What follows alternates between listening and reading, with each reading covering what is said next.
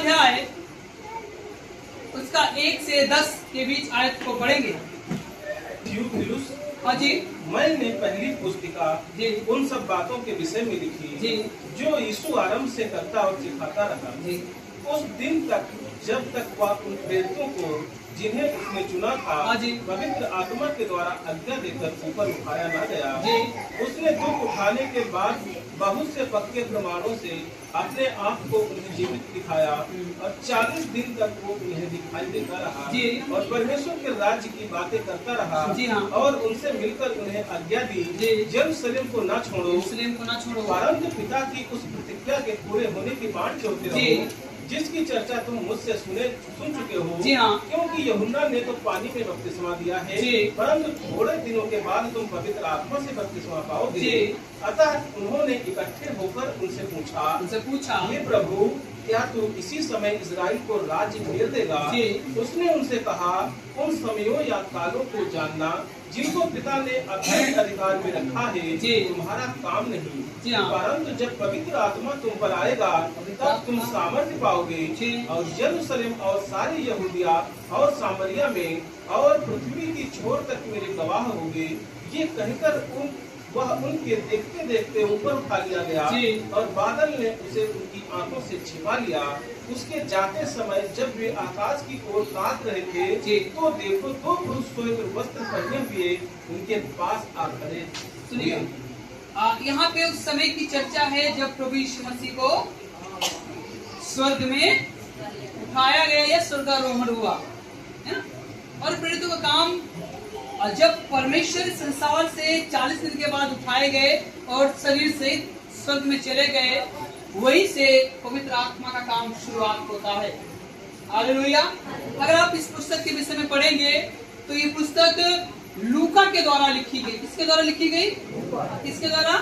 तकरीब ये 62 से 70 एडी, मतलब यीशु मसीह के आने के बाद 62 से 70 एडी के बीच लगभग इसका कुछ लेखकों का मानना है कि इसका लिखना आरंभ हुआ या लिखी गई।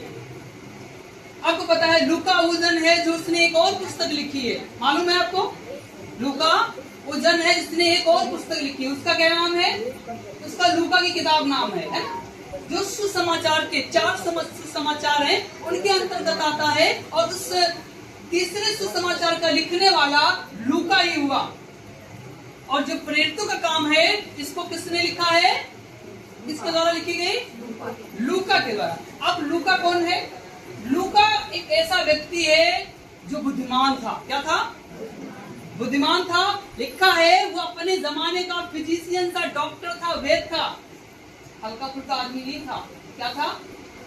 वेद था, बहुत प्रसिद्ध वेद। और ऐसा भी बताया जाता है, जॉन मैकार्टर कहते हैं ये अपने जमाने में बहुत बड़ा इतिहासकार था और अपने समाज का, अपने शहर का जो वहाँ का नियम कानून था उसका वो दक्ष था। परमेश्वर ने, अब आप कल्पना करिएगा, परमेश्वर किसको ला रहा है चुनकर और किसके द्वारा अपना काम करा रहा? जो अपने जमाने में बहुत पढ़े लिखे लोग, 40 लेखकों का ये पुस्तक जिक्र करती है और सबको परमेश्वर का पवित्र आत्मा ने उभार कर इस पुस्तक का, पूरी बाइबल का निर्माण किया गया है। दिलचस्प इस बात का नहीं है कि 40 मनुष्यों के द्वारा लिखा गया, दिलचस्प इस बात का है क्योंकि इस सब बातों में और सब मनुष्यों को उभारने वाला पवित्र आत्मा,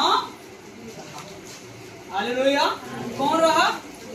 इसलिए आप नया नियम पढ़ें, पुराना नियम पढ़ें, एक दूसरे से बहुत रूबरू मिलता है और मेल खाता है। सबसे बड़ी बात है ये अपने जमाने में पौलुस का बहुत बड़ा मित्र रहा। क्या रहा? मित्र रहा। मैं आपको कहना चाहता हूँ, जिस जन ने इस पुस्तक लिखी है, जिसके द्वारा लिखी गई, ये मायने नहीं रखता किसने लिखा है, पर ये मायने जरूर रखता है कि इसको उभारने वाला परमेश्वर का। और आज हम आत्मा के ही विषय में सीखेंगे, क्योंकि कई बार हमको लगता है वचन में लिखा है कि परमेश्वर ने निर्बुद्धियों और ज्ञानवानों को, मतलब जो ज्ञान से भरे नहीं, उनको बुलाया। ये सच बात है, पर हमको और आपको उसने अगर चुना है, आने के बाद में हम में क्या परिवर्तन हुआ, ये बड़ी बात है। हालेलुया। लूका के जीवन में देखिएगा क्या परिवर्तन आया, सुनिएगा। दूसरा पद पढ़िएगा। जब तक वह उन प्रेरितों को, लिखा है उस दिन तक, जब तक वो उन प्रेरितों को जिन्हें उसने चुना था पवित्र आत्मा के द्वारा आज्ञा देकर ऊपर उठाया गया। उसने दुख उठाने के बाद बहुत से पक्के प्रमाणों से अपने आप को उन्हें जीवित दिखाया और 40 दिन तक वह उन्हें दिखाई देता रहा। सुनेगा, यीशु मसीह मरने के बाद में तीसरे दिन जी उठे, ये सब जानते हैं, सब जानते हैं। पर मरने के बाद 40 दिन तक अपने चेलों के साथ, अपने लोगों के साथ में संवाद रखा, बातचीत की, साथ में खाना खाया और साथ में उठा बैठा। इस बात का भी पक्का प्रमाण है। और बताया जाता है इनको चेलों ने जाते समय, स्वर्ग जाते समय चेलों ने देखा, और अर्थात साथ में लिखा है 500 से भी ज्यादा लोगों ने यीशु को ऊपर जाते, स्वर्ग जाते हुए देखा। ये सब गवाह है। और लूका भी इस बात की गवाही देता है कि परमेश्वर स्वर्ग में उठाया गया। आपको भी विश्वास करना है, हम जिस परमेश्वर को मानते हैं, जानते हैं, वो मरा नहीं है, बल्कि वो इस संसार में आया, मारा गया, गाड़ा गया और तीसरे दिन जिंदा हो गया और 40 दिन हमारे लोगों के साथ, अपने लोगों के साथ में रहा।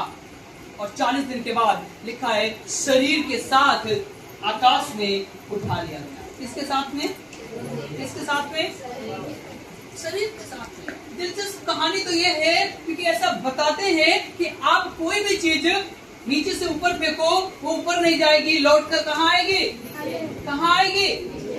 ऐसा क्यों होता है कि वैज्ञानिक कारण बताता है पृथ्वी के अंदर गुरुत्वाकर्षण बल पाया जाता है। क्या पाया जाता है?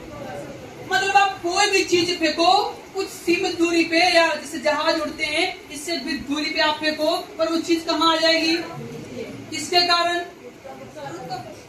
आपको पता है हमारा प्रभु यीशु मसीह इतना सामर्थी परमेश्वर रहा, उसने धरती के इस गुरुत्वाकर्षण के बल को भी तोड़कर वो आकाश में उठा लिया गया। हालेलुया। दिलचस्प इस बात से नहीं है कि गुरुत्वाकर्षण क्यों नहीं रोक पाया। दिलचस्प ये बात है कि परमेश्वर पे नियंत्रण सृष्टि नहीं करती, बल्कि सृष्टि पर नियंत्रण हमारा परमेश्वर करता है। हालेलुया। नियम कानून क्यों ना हो, दिन रात क्यों होते हैं, कैसे होते हैं, मालूम हो नहीं मालूम हो, पर इनको बनाने वाला हमारा प्रभु यीशु मसीह ही है। हालेलुया। वचन में लिखा है कि जब तुम नहीं भी थे तब भी संसार में परमेश्वर का आत्मा रहता था। कौन रहता था? उसने अपने प्यार से, अपने ज्ञान से सृष्टि का निर्माण किया। और लिखा है जब तक वो संसार में रहा, चेलों के साथ रहा, लोगों के साथ में रहा, 3.5 साल तक सेवा की, लोगों के साथ में खूब प्यार बांटा, खूब चंगाई दी, खूब आराधना कराया, खूब उनको शिक्षा दी। और मानव जाति के लिए 3.5 साल के सेवकाई के बाद में वही परमेश्वर, वही प्रभु यीशु मसीह इस जगह पे शरीर के रूप में ऊपर उठा लिया जाता है। कहाँ उठा लिया जाता है? स्वर्ग में। इसका मतलब वो मरा, लिखा है कि प्रभु यीशु मसीह संसार में आए, मारे गए, गाड़े गए और तीसरे दिन जिंदा हो गए। उन्होंने मृत्यु पर विजय को, और परमेश्वर आज भी हमारे साथ। हालेलुया।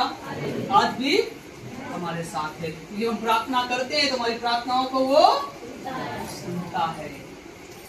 मैं कहना चाहता हूँ, आप जिस प्रभु यीशु मसीह को जानते हैं वो अद्भुत परमेश्वर है। उसकी जो दिव्यता है बहुत भली है, उसको हम आंक नहीं सकते। उसके विषय में आप कितना हम विचार करें, उसको क्योंकि सामर्थी परमेश्वर, उसने हमको और आपको, सारी कायनात को बनाया है। क्योंकि वही एक शख्स इस दुनिया में रहा जिसने मृत्यु पर विजय। लोग कहते हैं संसार में जो आया है, वो जो पैदा हुआ है वो मरेगा। जो व्यक्ति संसार में जो जानवर या जो भी जन्म लेता है वो क्या होता है? मरता है। ये संसार में जो चीज बनाई गई वो एक दिन खत्म हो जाएगी, जिसका निर्माण हुआ एक दिन जाता रहेगा। आप विचार कीजिएगा, प्रभु यीशु मसीह इस संसार में जन्म लेकर तो आया, पर मृत्यु के मुंह में गया नहीं। मृत्यु के मुंह में नहीं गया, वो लिखा है शरीर के साथ में स्वर्ग में उठा लिया गया। यही तो परमेश्वर सामर्थ्य परमेश्वर है। इसने अद्भुत तरीके से दुनिया को बनाया, लोगों को बनाया और उसने अपनी संप्रभुता को दिखाया। देखो परमेश्वर, इस परमेश्वर को तुम मानते हो सामर्थ्य। Hallelujah, hallelujah. अब हमें साथ में काय देखे दूसरा पहला कुरिन्थियों उसका 5 अध्याय उसका 3 और 6 पद। शरीर के भाव से दूर था जी, परंतु आत्मा के भाव से तुम्हारे साथ होकर मानव उपस्थित की दशा में ऐसे काम करने वाले के विषय में ये आज्ञा दे चुका जी हाँ, कि जब तुम और मेरी आत्मा हमारे प्रभु यीशु की सामर्थ्य के साथ इकट्ठे हो जी। तो ऐसा मनुष्य हमारे प्रभु यीशु के नाम से शरीर के विनाश के लिए शैतान को सौंपा जाए जी। ताकि उसकी आत्मा प्रभु यीशु के दिन में उद्धार पाए। सुनिएगा, यहाँ पे लिखा है कि परमेश्वर का आत्मा, इस प्रकार से लिखने वाला कहता है परमेश्वर का आत्मा हम सबके साथ में एक जगह पे उपस्थित होकर, है ना? और ऐसा लिखा है इस जो तमाम ऐसी दिक्कतें, शैतानी बातें हैं, जब हम एक एकता, एक यूनिटी और परमेश्वर का आत्मा अपने काम करेगा तो एक दिन सारी चीजें चूर चूर हो जाएंगी। हालेलुया। और रोमियो का लिखने वाला कहता है क्या तुम नहीं जानते हो कि परमेश्वर का आत्मा में बसता है, ये वास करता है। कि परमेश्वर का आत्मा अपने वास करता है तो आप शारीरिक दशा में नहीं बल्कि आत्मिक दशा में हो। आपको सही गलत का फैसला करना, अनुभव, ज्ञान और परमेश्वर की सामर्थ्य से अवश्य आना चाहिए। आएगा नहीं, क्योंकि वचन में लिखा है परमेश्वर का आत्मा आप में बसता है, उसकी आत्मा आप में है। और आप जब तक संसार में, बालकपन में, युवापन में, बुजुर्गपन में या जब तक संसार में है आपके साथ रहेगा, छोड़कर नहीं जाएगा। बहुत सारे लोगों ने प्रेरितों के काम में प्रभु यीशु मसीह को उठाए जाने पर देखा, वो गवाह है और हम आप भी गवाह हैं, क्योंकि उसकी सामर्थ्य को हमने आपने चखा है। उसकी सामर्थ्य से हम और आप चंगे हुए हैं, हम और आप एक जीवन को पाए हैं। उस नरक के दलदल से जहाँ पे कोई निकल नहीं सकता था, परमेश्वर ने हमारे लिए इंतजाम किया। मैं आपसे कहना चाहता हूँ आप भी प्रभु के सम्मुख ठहरे, आप भी उस आत्मा में होकर चले जिस आत्मा को परमेश्वर ने हमें और आपको दिया है। फिर तो काम से वापस आएंगे और इसका 5 पद पढ़ेंगे, 5 और 6, 7 क्या कहता है, ध्यान से सुनिएगा। क्योंकि यूहन्ना ने तो पानी के सुनिएगा, क्योंकि यूहन्ना ने तो आपको पानी से बपतिस्मा दिया है, परंतु थोड़े दिनों के बाद तुम पवित्र आत्मा से बपतिस्मा पाओगे। परंतु थोड़े दिन के बाद तुम पवित्र आत्मा से बपतिस्मा पाओगे। अतः उन्होंने इकट्ठे होकर उससे पूछा, हे प्रभु, क्या तू इसी समय इस्राएल को राज फेर देगा? जी हाँ। उसने उनसे कहा, उन समयों या कालों को जानना जी। जिनको पिता ने अपने ही अधिकार में रखा है तुम्हारा काम नहीं। लिखा है 32वां 5वां पद कहता है यूहन्ना ने तो बपतिस्मा पानी से दिया, पर आने वाले दिनों में तुम पवित्र आत्मा से बपतिस्मा पाओगे। किससे बपतिस्मा पाओगे? कई बार हमने पानी का तो बपतिस्मा लिया है, पर परमेश्वर का आत्मा आपको तैयार करेगा और आने वाले दिनों में आप इसके गवाह ठहरेंगे। आप इसलिए नहीं है कि आप चंगाई पाकर चले जाएं, आप गीत गाकर चले जाएं, वचन पढ़कर चले जाएं। आप इसलिए आए क्योंकि आप प्रभु यीशु मसीह के इस सृष्टि में, इस धरती पर रहकर आप इसके गवाह ठहरे। क्या ठहरे? क्या ठहरे? गवाह ठहरे। प्रभु यीशु मसीह आपको इसलिए नहीं बोला कि चंगे हो जाओ, ठीक हो जाओ, चले जाओ। वचन में लिखा है अगर इसलिए बोला तो आप तो बहुत ढेर सारी भीड़ थी, भीड़ गवाही नहीं दे पाई। गवाही कौन दिया? उसके चेलों ने। किसने दिया? चेलों ने। और गवाही उसमें से भी आप देने पाएंगे यदि आप सच्चे परमेश्वर के, आप सच्चे दिल से आप चेला हैं, उसकी गवाही देंगे। गवाही क्या देंगे? 8वां पद देखिएगा, इसमें क्या लिखा बहुत खूबसूरत तरीके से। परंतु जब पवित्र आत्मा तुम पर सुनिएगा, आएगा, परंतु जब पवित्र आत्मा तुम पर आएगा तब तुम सामर्थ्य तब पाओगे तुम सामर्थ पाओगे और यरूशलेम और सारे यहूदिया और सामरिया में जी। और पृथ्वी की छोर तक मेरे गवाह होगे। लिखा है जब परमेश्वर का आत्मा तुम पर आएगा। सुनिएगा, ये उस समय लिखा गया, यहाँ पे जो लिखने जिसको लिखा गया ऊपर नाम दिया गया है, लिखा है थियोफिलुस, है ना? एक ऐसा व्यक्ति है जिसको लूका लिखता है, उसके लिए लिखा गया, इसलिए उसको लिखा है जब परमेश्वर का आत्मा तुम पर आएगा तो तुम सामर्थ पाओगे। और क्या लिखा है? सामरिया, यरूशलेम, सामरिया, यहूदिया और सारे पृथ्वी के छोर तक मेरे गवाह ठहरोगे। यरूशलेम इस बात को दिखाता है कि आपका परिवार, आपका गांव, आपका घराना और आपका जिला। यहूदिया इस बात को दिखाता है आपका राज्य, क्योंकि आप जिले में पहले आप परमेश्वर के राज्य को फैलाएं, अपने घर में, अपने गांव में लोगों को सुसमाचार सुनाएं, और फिर अपने राज्य सामरिया इस बात को दिखाता है हमारा पूरा भारतवर्ष और हमारे आसपास के देश, जैसे पाकिस्तान, बांग्लादेश, जितने हमारे पड़ोसी देश हैं, हमें उनके लिए प्रार्थना करना है और कहना, प्रभु हम चाहते हैं इन शहरों में, इन नगरों में, इन देशों में आपका राज्य आने पाए और पृथ्वी का छोर, संपूर्ण पृथ्वी में परमेश्वर आपका सुसमाचार फैल जाए। यरूशलेम क्या दिखाता है? हमारा घराना। हम किसके लिए प्रार्थना करें? हम किसको सुसमाचार सुनाएं? सुसमाचार सुनाने कहाँ जा रहे हैं? 5 किलोमीटर दूर गांव में। अपने घर को नहीं सुना पा रहे, अपने घर पे विश्वासी नहीं बना पा रहे, जाना कहाँ होता है? चलो पहले बाहर के विश्वासियों को बनाते हैं, पर बाइबल का ऐसा तरीका नहीं है। वचन में लिखा है पहले तुम अपने परिवार को तैयार करो, अपने लोगों को तैयार करो, अपने नाते रिश्तेदार, इवन वो विश्वास करे ना करे, पर उनके लिए प्रार्थना तो आपको करना है। हम प्रार्थना ही नहीं करते, कहीं जाते और बताते भी नहीं है। इन दिनों में हम सुनीता जहाँ कहीं भी जा रहे हैं, रास्ते गांव में, हम उन शहरों के लिए, उन गांव के लिए और उन कस्बों के लिए प्रार्थना करते जा रहे। प्रभु हम चाहते हैं हमारा आना यहाँ व्यर्थ ना हो, आने वाले दिनों में यहाँ पे आपका राज्य तैयार होने पाए, यहाँ पे आपके विश्वासी एक दिन चर्च और आपकी सेवा में निकल कर अवश्य जाने पाए। राज्य इस प्रकार से आएगा। अभी हमारा उन्नाव की तरफ मियाँगंज जाना हुआ, हम दोनों लोग, हम और अंकल जी गए थे, हम लोगों ने पूरे रास्ते प्रार्थना करते गए। प्रभु जिन जिन गांवों से आप हमको लेकर जा रहे हैं, जिन जिन नगरों से, गांव से लोग आ रहे थे, अभी नहीं किसी कारणों से आ रहे, प्रभु हम उन्हें आपके राज्य में आके देखना चाहते हैं। हालेलुया। कल हम लोग बालामों की तरफ गए और हम पूरे रास्ते में सुनीता इस बात के लिए प्रार्थना, प्रभु हम चाहते हैं इन नगरों से, इन गाँव से, इन गलियों से यीशु मसीह का राज्य आए और लोग तैयार होने पाए। परमेश्वर का आत्मा आपके अंदर ऐसी अगुवाई करे। जब परमेश्वर का आत्मा तुम पर आएगा, या तुम सामर्थ पाओगे, या तुम में है, तो वास्तव में प्रभु आपको इस्तेमाल करेगा और एक दिन आपके द्वारा ढेर सारी जाति खड़ी होने पाएगी। हालेलुया। हम इसलिए नहीं आए हालेलुया करके चले जाए, हम इसलिए नहीं आए शादी विवाह बच्चों का करा के चले जाए, हम इसलिए नहीं आए कि सिर्फ चंगाई लेकर चले जाए, हम इसलिए आए हैं कि हम यीशु के नाम का सुसमाचार फैलाएं। इसके नाम का अपनी प्रतिष्ठा तो बहुत बना ली, अपनी इज्जत तो बहुत बना ली, अब किसके नाम को प्रचार करना है? किसके नाम को? यीशु के नाम को बताना है और कहना है यीशु नाम सिर्फ हमें इज्जत नहीं देता, सिर्फ चंगाई नहीं देता, ऐसा है कि यीशु नाम हमारी जिंदगियों को परिवर्तित करता है। यीशु मसीह के नाम से क्या होता है? क्या होता है?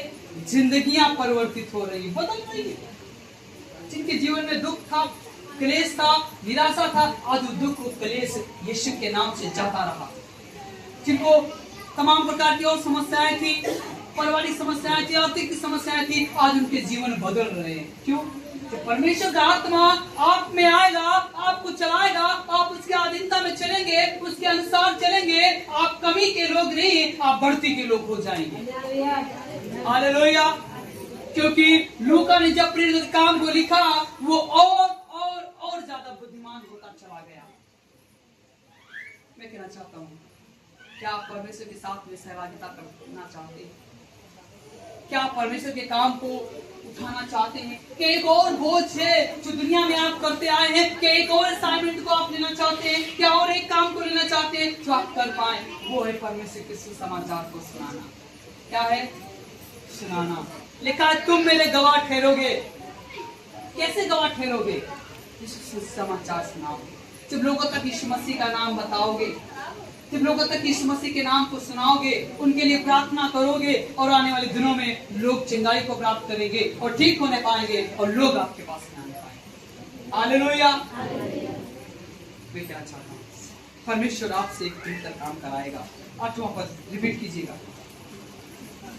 पवित्र आत्मा तुम पर आएगा, परंतु जब पवित्र आत्मा तुम पर आएगा तब तुम सामर्थ पाओगे, यस तुम सामर्थ पाओगे, और यरूशलेम और सारे यहूदिया यरूशलेम और सारी यहूदिया और सामरिया में और पृथ्वी की छोर तक मेरे गवाह होंगे। और पृथ्वी के छोर तक मेरे गवाह। आपको प्रभु यीशु मसीह ने इसलिए बुलाया है कि आप पृथ्वी के छोर तक मेरे गवाह ठहरे। शुरुआत कहाँ से करनी है? घर से, परिवार से। इसलिए इस बात को दिखाता है कि आपका घर, आपका परिवार, आपका जिला, और क्या लिखा है? यहूदिया, आपका राज्य दिखाता है। सामरिया आपके देश को दिखाता है, और पृथ्वी के छोर तक हमारे मुल्क दिखाते हैं, जो आसपास हमारे भारत के आसपास, तो दूर तक भी। मैं उनके लिए प्रार्थना करना, प्रभु हम चाहते हैं इन नगरों में आपका राज शामिल हो। हम जिन गलियों से, जिन रास्तों से जाते हैं, हमें प्रार्थना करते जाना है। प्रभु हम चाहते हैं इन जगहों पे आपका राज्य आए। हम चाहते हैं प्रभु इन परिवारों में आपका राज्य आए। हालेलुया। आप लोग ऐसा करेंगे? करेंगे? क्योंकि लूका तो अपने जमाने का वैद था, डॉक्टर था, इतिहासकार था, और अपने नियम कानून को अपने देश का अच्छे से जानता था, पर उसने भी इस मसीह के सुसमाचार को लिखा और सुनाया। क्या किया? लिखा और सुनाया। आपको क्या करना है? दो काम नहीं करना, लिखना नहीं, लिखा लिखाया मिला है। आसान है, सुनाना है। क्या करना है? क्या कराना है? सिर्फ सुनाना है, पहुंचाना है। क्या? इस मसीह आपसे प्यार करता है, इस मसीह आपके लिए मारा गया, गाड़ा गया, और तीसरे दिन जीवित हो गया। इस मसीह जिंदगी को बदलता। हमें ऐसे करके हालेलुया। किसका राज्य आप आएगा? तब किसका राज्य आएगा? परमेश्वर का।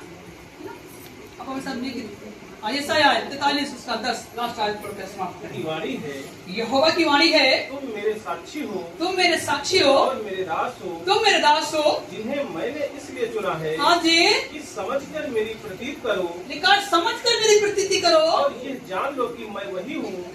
मुझसे पहले कोई परमेश्वर ना हुआ, और ना मेरे बाद कोई होगा। हालेलुया। लिखा है तुम मेरी प्रतीति कर लो, जान लो। इससे पहले ना कोई परमेश्वर था और ना होगा, क्योंकि वही परमेश्वर जिसने आकाश को टांग रखा है, वही परमेश्वर धरती को नचा भी रहा है पर झटके भी नहीं लगते, वही परमेश्वर इस संसार का सृष्टि करता है। Hallelujah, hallelujah. हम उस परमेश्वर को जानते हैं। भाग इसमें और लिखा है कि जब 11 चेलों में से एक चेला 12 थे, एक नहीं रहा, छोड़कर चला गया, उसका चुनाव भी पवित्र आत्मा के द्वारा हो पाया, जिसका नाम मत्तिया है। इसका नाम इसी अध्याय में इसका जिक्र मिलता है। यीशु मसीह के 11 चेले जब रह गए तो 12वें का चुनाव हुआ, और जो चिट्ठी थी वो मत्तिया के नाम निकली, और मत्तिया को प्रेरित कहा गया। प्रेरित का मतलब होता है प्रचार, सुसमाचार सुनाने वाला, लोगों तक यीशु मसीह का संदेश पहुंचाने वाला। हालेलुया। क्या आप प्रभु यीशु मसीह के चेले बनना चाहते हैं? क्या आप सुसमाचार सुनाना चाहते हैं? हालेलुया। आपको एक काम करना है, काम ये करना है कि आप प्रभु यीशु मसीह के सुसमाचार को सुनाएं। सुसमाचार को सुनाने के लिए पहले क्या करना है? अपने आप को तैयार करना है। प्रभु चाहते हैं, आपका आत्मा बसता तो हमें है, पर हमारी मनसा, हमारे शरीर ने उसे अब तक काम नहीं करने दिया। हम चाहते हैं परमेश्वर अपनी आत्मा के द्वारा हमें काम करे। हालेलुया। लागू क्रम क्या देखेंगे? सुनिएगा गौर से। इसका पहले निष्कर्ष क्या है? नंबर 1, इस मसीह इस संसार में परमेश्वर हमारे बीच में था और है और सदा, अर्थात छोड़कर नहीं जाता है। दूसरी बात है, क्योंकि आपने अपने आप को चुना नहीं है, परमेश्वर की आत्मा ने आपको चुन लिया है ताकि आप प्रभु यीशु मसीह के गवाह ठहराएं। क्या ठहरे? क्या ठहरे? परमेश्वर ने इसलिए आपको चुना है कि आप प्रभु यीशु मसीह के गवाह ठहरे। तीसरी बात, आप तो अपने जीवन में, अपने परिवार से, अपने लोगों से, अपने जिले से, राज्य से, ताकि आप पृथ्वी के छोर छोर तक भी प्रभु यीशु मसीह के गवाह होने पाए। कहाँ तक गवाह होने पाएंगे? सिर्फ घर घराना नहीं, यहाँ सुनाकर फिर हमें आगे भी जाना है। और हमारी मनसा, प्रभु यीशु मसीह की मनसा है कि पृथ्वी के छोर तक प्रभु यीशु मसीह के गवाह ठहरे। हालेलुया। लागू क्रम क्या? ध्यान से सुनिएगा। नंबर 1, हमें सदैव अपने नजदीकी, अपने कलीसिया को जहाँ जाते आते हैं उसे कभी छोड़कर जाना नहीं। वचन में लिखा तुम यरूशलेम में ठहरे रहना जब तक परमेश्वर का आत्मा तुम्हें मिल ना जाए, तब तक तुमको छोड़कर जाना। आप अपने परमेश्वर के साथ ठहरे रहे, कलीसिया के साथ ठहरे रहे, प्रार्थना करे, दुआ करे, और आने वाले दिनों में परमेश्वर आपको इस्तेमाल करेगा। दूसरी बात लागूकरण, हमें सदैव आज्ञाकारी बनना है। क्या करना है? क्या करना है? परमेश्वर का आत्मा तभी आपके अंदर काम करेगा जब आप आज्ञाकारी बनेंगे। तीसरी बात, आपको सदैव, आपको या हमको सदैव चाहिए हम प्रार्थना करें अपने लिए, अपने पड़ोसी के लिए, अपने जिले के लिए, अपने राज्य के लिए, एवं अपने सारे देश के लिए और संपूर्ण विश्व के लिए। हालेलुया। ताकि प्रभु यीशु मसीह का राज्य जहाँ जहाँ नहीं आ पाया है यीशु के नाम से हम हालेलुया। इस सब का किरदार यही था कि हम प्रभु यीशु मसीह के गवाह ठहरे, छोड़ छोड़ क्या ठहरे? गवाह ठहरे। बोले हम प्रभु यीशु मसीह के पृथ्वी के छोर छोर तक गवाह ठहरेंगे, गवाह ठहरेंगे। एक बार एक दूसरे से बोले कि आप पृथ्वी के छोर छोर तक यीशु मसीह के गवाह होंगे। आप प्रभु यीशु मसीह के पृथ्वी के छोर छोर तक गवाह